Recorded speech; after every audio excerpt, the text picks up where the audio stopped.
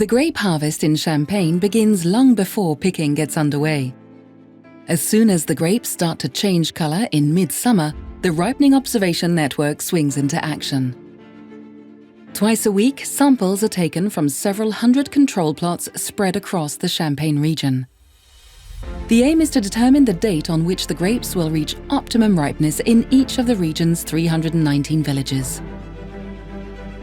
Since the Champagne appellation regulations specify that only whole clusters may be pressed, harvesting is always done by hand.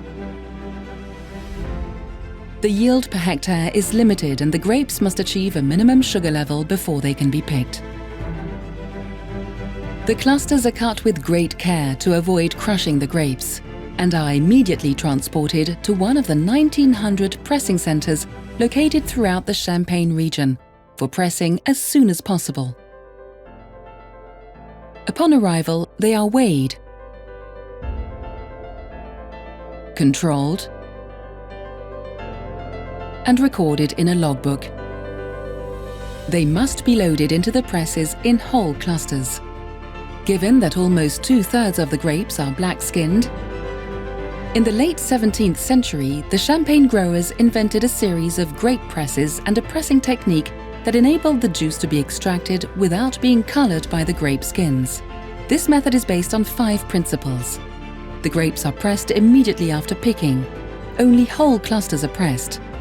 Pressing is slow and gentle. Extraction is strictly limited to 2,550 litres per 4,000 kilo press load of grapes. Finally, the juice is separated into fractions, with the first 2,050 litres obtained making up the cuvée and the final 500 litres, the taille.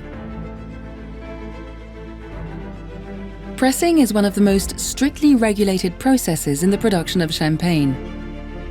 Pressing centres have to meet more than 20 approval criteria, which cover pressing and racking equipment, daily press loads, and hygiene standards.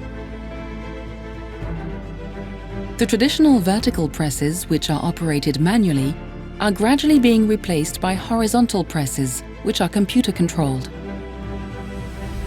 Between every marc or press load, the press must be emptied and cleaned using water. Today, 100% of the grape pomace, wastewater and solid residues generated by pressing are treated and recycled.